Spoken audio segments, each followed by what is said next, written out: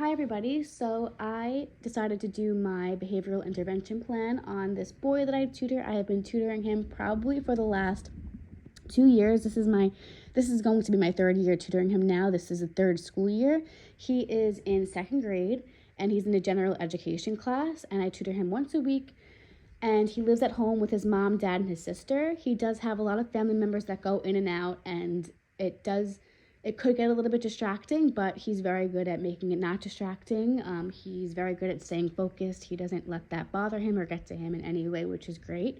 I feel like he does not really have any avoidance tendencies to avoid doing his work. Once in a while, he'll use the bathroom, but it's a very normal time frame, and he's very good with staying on task.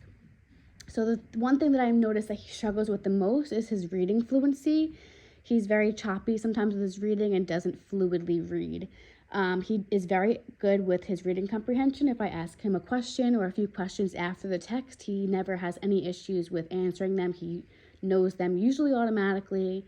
So his reading comprehension is fine. His reading fluency is the main focus. So I decided to use the Fontes and Pinnell benchmark assessment, and I chose this because it provides me with the tools and texts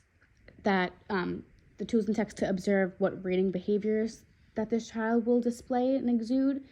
I do notice that he is a shy person, and this type of assessment is designed to be more of a conversation, which is definitely something that I feel like would be in his benefit.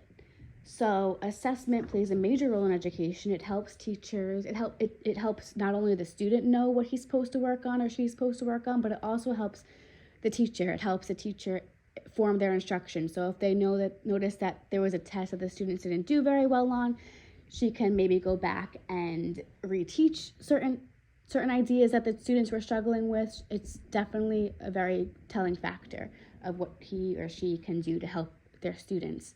So there are different types of learners. There's 3 different types. So we have auditory, visual, and kinesthetic tactile learners. And in one of the readings, there was this quote that I found that I really do think is beneficial, and it was the Saban reading. That was the author's last name, Saban, and it was, assessment is an essential element of education used to inform instruction. So when teachers give assessments, it is to see where the students are at, but it's also to tell them oh, maybe I didn't teach this part well enough. Maybe I have to go back and reteach, because reteaching is always beneficial for students when it comes to things that they're not understanding. So the 4 strategies that I said will be beneficial for this child that I put in my rationale, I believe it was, is to activate prior knowledge, which this will allow my student to make predictions. He loves to make predictions. He loves to be asked questions prior to doing the reading. He does get a little bit nervous at the end when I'm asking him questions, but prior to the reading, he's all about the questions. He loves them. Another strategy was read aloud, so he can process which words come next by using the illustrations to help him. I do see he tends to do that a lot. If he doesn't know a word, he'll look around at the pictures and be like, what is this word? And he'll usually get it.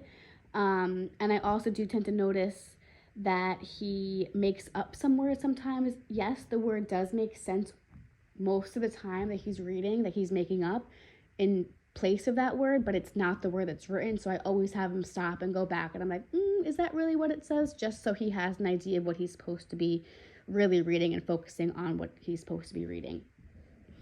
And then questioning. So I always ask him questions, comprehension questions afterwards, and he's usually fine with that. And if he knows that he's going to be asked questions, I do feel like he is focused a little bit more. So sometimes before the reading, I'll be like, I'm going to ask you a few questions at the end, and he definitely stays focused. And using context clues, which is also he'll go back to illustrations and use those to help him.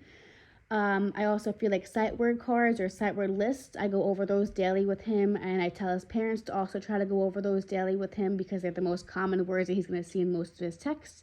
Reading daily, just in general, is also very beneficial, and rereading sentences. So sometimes I'll have index cards and he'll have to reread the sentence a few times just to build up his reading fluency. So those are some interventions. The 2 assessments that he can use is the CBM, which is the curriculum-based assessment, which measures a child's reading fluency, and students are asked to read aloud a passage for 1 minute, and the examiner scores the passage by calculating the number of words that were read correctly. And then we have the ORF, which is the oral reading fluency assessment, which measures students' reading rate as well as the students' accuracy with reading, which is definitely going to be beneficial for him with his reading fluency. And it tests students on words that were read correctly per minute, or WRCM they do too. I think it is words read correctly per minute. WCPM, I'm sorry. And the examiner subtracts the total number of errors that the child makes, the mistakes that he makes, from the total number of words that the